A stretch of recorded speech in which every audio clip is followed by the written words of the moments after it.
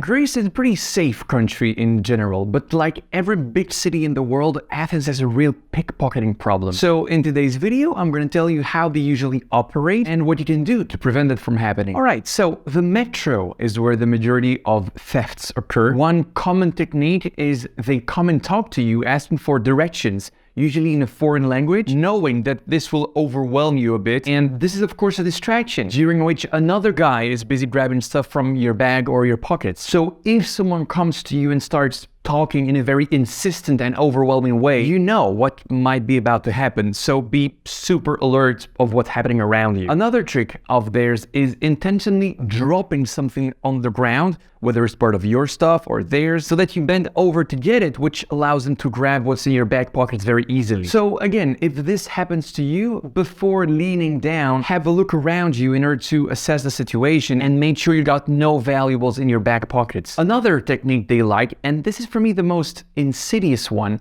is the one where they intentionally jam the exit doors of the metro. And this only happens on the metro coming from the airport, by the way. So here's the technique. They spot who is about to exit the metro with their biggest suitcases, because you know you're coming from the airport, and just before the door opens, they start pushing some buttons or even hitting the door so that they get jammed. Now, at that moment, you probably start panicking because you don't want to miss your stop. So you need to rush to another door in order to exit. And since you're there with all your suitcases, it's a very stressful couple of seconds, making you super vulnerable to getting robbed. A few days ago, a girl joined my tour and told me that exact scenario happened to her. And they took her phone out of her own hand. She was in such a hurry to exit that she didn't even notice her phone was no longer in her hands. How crazy is that? So yeah, if a door gets jammed in front of you as you're about to exit, just skip your stop, no worries.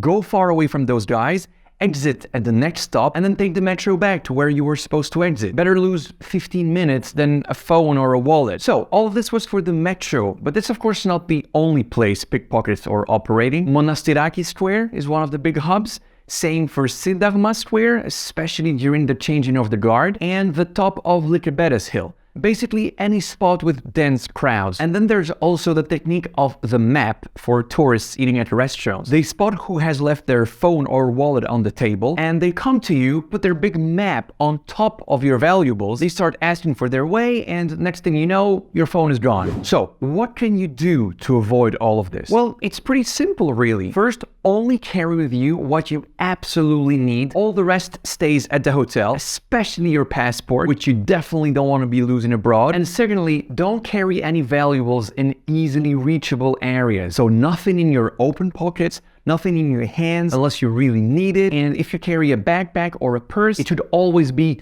closed, ideally with your hands on top of it for extra safety. And of course, if you own one of these money belts or fanny packs that can go under your clothes, definitely bring it with you. That's going to be your best friend in Athens. One more thing I want to mention are street sellers. People trying to sell you either roses or bracelets on the street. You need to be very careful with them. Not that they're pickpockets, but they force you to take the rose or the bracelet in your hands, often saying, take it, it's free. But then of course, when you're holding it, they tell you to pay. And they can get aggressive pretty fast, so never accept what they're giving you unless you're actually ready to pay for it. Alright, if you want to know more about the most famous sunset spot in the area of Athens, you can click here, and over here, all the videos on the best hotels in Santorini. And there you go, that's it for today. Hope you liked it.